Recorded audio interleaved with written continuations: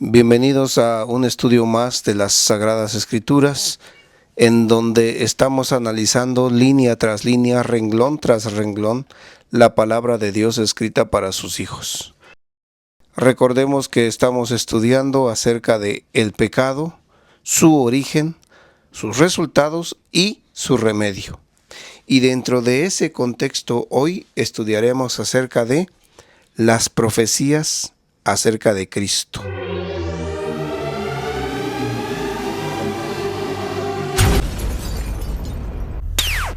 El carácter de Cristo y sus obras de amor le conquistaron muchos seguidores durante su ministerio terrenal e inmediatamente después entre quienes tuvieron la oportunidad de verlo y escucharlo personalmente. Pero aún sus más allegados discípulos y apóstoles consideraban las profecías mesiánicas como el más sólido fundamento de su fe cristiana. Hoy, más que nunca, esas profecías convencen y sostienen la fe de los creyentes. Así que vamos a analizarlas. Moisés fue el escritor de al menos los 5 primeros libros de la Biblia, y Moisés mencionó que Dios levantaría a un profeta en medio del pueblo. Dijo Moisés en el libro de Deuteronomio: profeta de en medio de ti, de tus hermanos como yo, te levantará Jehová tu Dios, a él oiréis. Y cuando leemos lo que dice el apóstol Pedro, inspirado por el Espíritu Santo, notamos que cuando Moisés mencionó que Dios levantaría a un profeta en medio del pueblo, se estaba refiriendo a Jesucristo.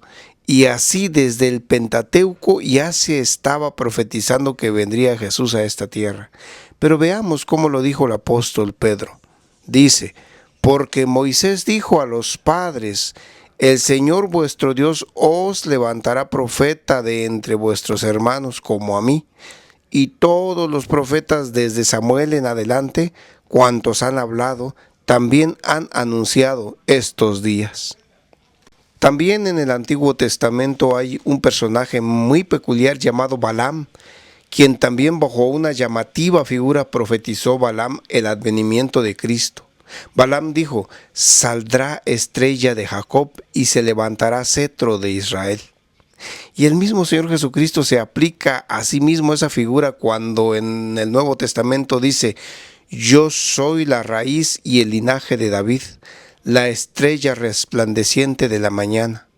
El profeta Isaías predijo el nacimiento de Cristo. Dijo: he aquí que la Virgen concebirá y dará a luz un hijo y llamará su nombre Emmanuel. Y Mateo nos dice que esa profecía se cumplió cuando nace Jesús de la Virgen María. Todo esto aconteció para que se cumpliese lo dicho por el Señor por medio del profeta, cuando dijo: he aquí una virgen concebirá y dará a luz un hijo y llamará su nombre Emmanuel, que traducido es Dios con nosotros. El profeta Miqueas incluso menciona el lugar en que nacería Jesús. Él dijo: pero tú, Belén Efrata, pequeña para estar entre las familias de Judá, de ti me saldrá el que será Señor en Israel. Mateo nos confirma incluso el momento en que Jesús nace. Mateo dice: Jesús nació en Belén de Judea en días del rey Herodes. En los evangelios se menciona la matanza de los niños de Belén como muestra de que se quería impedir la llegada de Jesús a esta tierra. Herodes entonces, cuando se vio burlado por los magos, se enojó mucho y mandó matar a todos los niños menores de 2 años que había en Belén y en todos sus alrededores, conforme al tiempo que había inquirido de los magos. Entonces se cumplió lo que fue dicho por el profeta Jeremías cuando dijo: voz fue oída en Ramá, grande lamentación, lloro y gemido, Raquel que llora a sus hijos y no quiso ser consolada porque perecieron.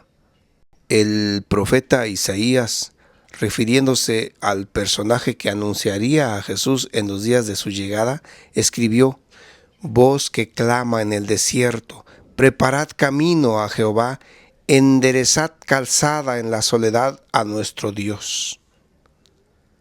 Isaías se estaba refiriendo a Juan el Bautista, quien anunciaría la primera llegada inminente de Jesús. Este es el testimonio de Juan cuando los judíos enviaron de Jerusalén sacerdotes y levitas para que le preguntasen: ¿tú quién eres? Juan contestó: yo soy la voz de uno que clama en el desierto, enderezad el camino del Señor.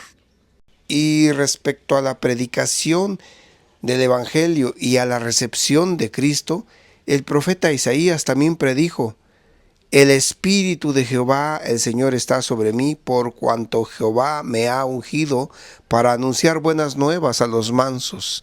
Me ha enviado para vendar a los quebrantados de corazón, para proclamar a los cautivos libertad y a los aprisionados apertura de la cárcel.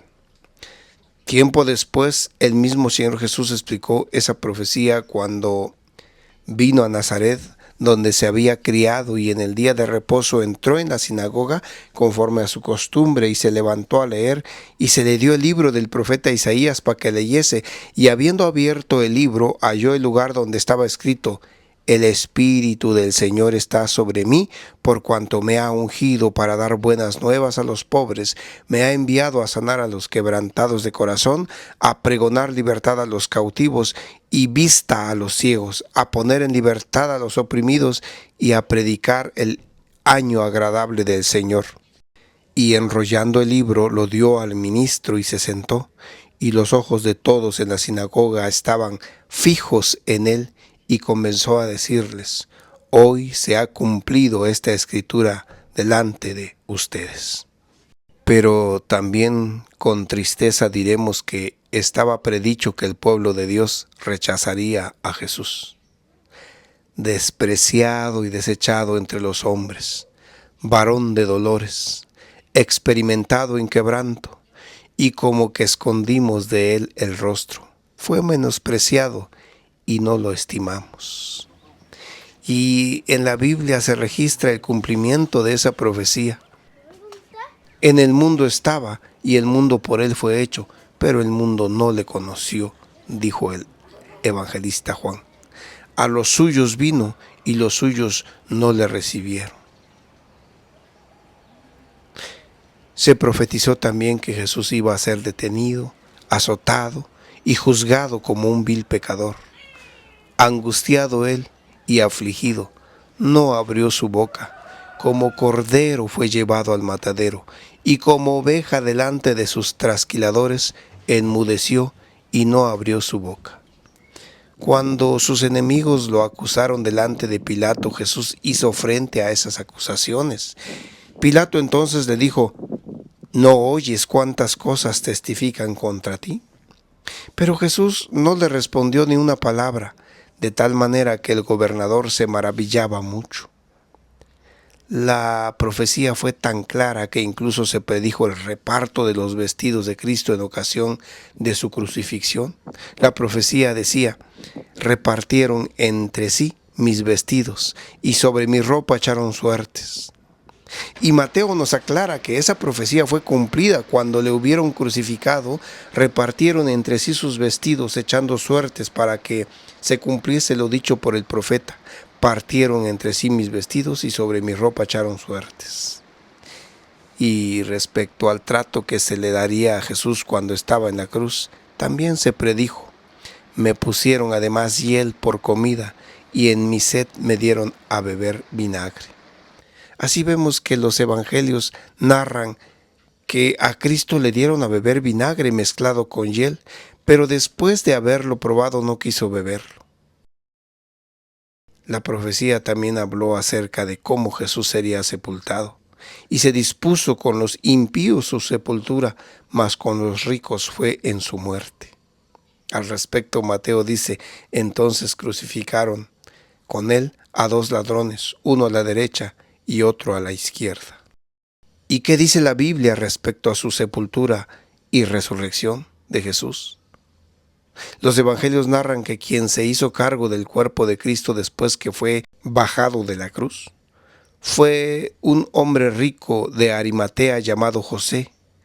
Este fue a Pilato y pidió el cuerpo de Jesús y lo puso en su sepulcro nuevo que había labrado en la peña. El mismo Señor Jesucristo mencionó el tiempo en que estaría sepultado cuando hizo referencia a Jonás.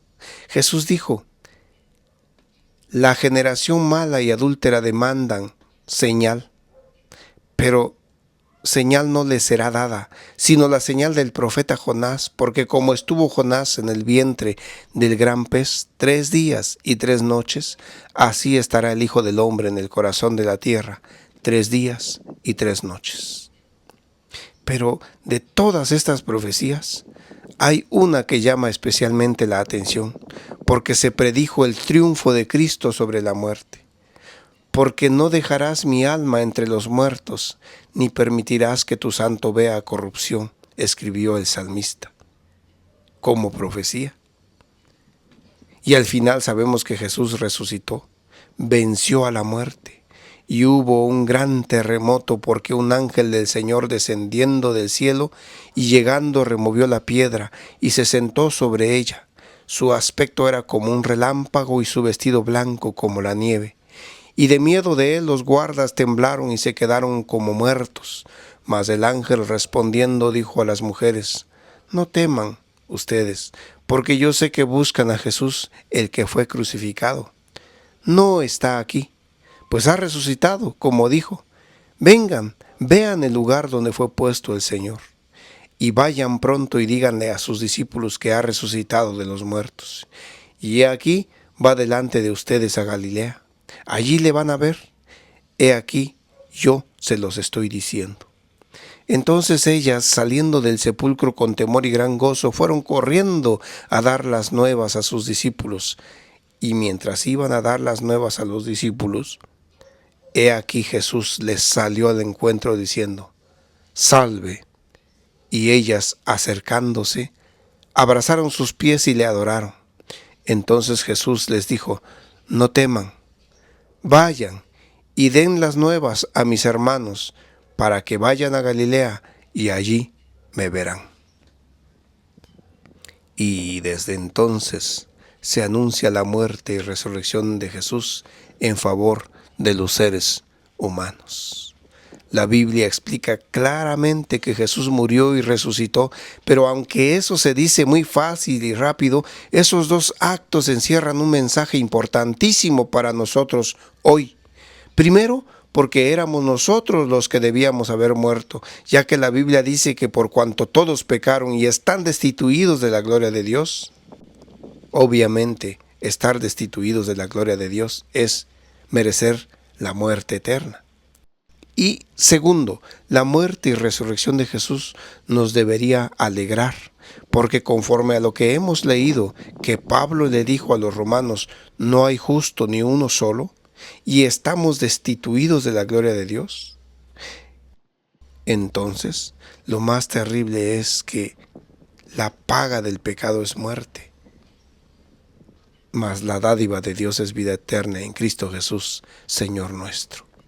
O sea que estábamos destinados a muerte, pero al morir Jesús toma nuestro lugar como pecadores, carga Él nuestros pecados y al resucitar nos conduce al triunfo y nos otorga la vida eterna.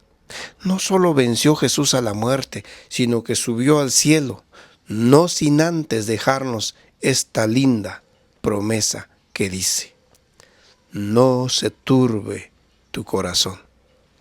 Si crees en Dios, cree también en mí.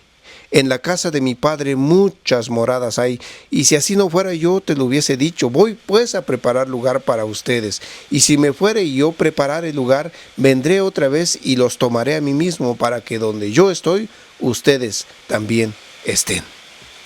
¿Quieres hacer tuya esta promesa? Todos los días al iniciar tu día puedes reclamarle a Jesús diciéndole: no te olvides de la promesa que me has hecho, dame la vida eterna. Y Cristo te mostrará el camino de la vida eterna, de lo cual hablaremos en el próximo seminario: Cristo, el camino de la vida. Por ahora, te agradezco tu presencia en este canal y si te gustó este seminario, no te olvides dejarnos tu like, no te olvides compartir y suscribirte porque recuerda que así colaboras para que estos estudios puedan llegar a más hijos de Dios que, como tú y como yo, están necesitados y anhelantes de la presencia de Dios en sus vidas. Dios te bendiga.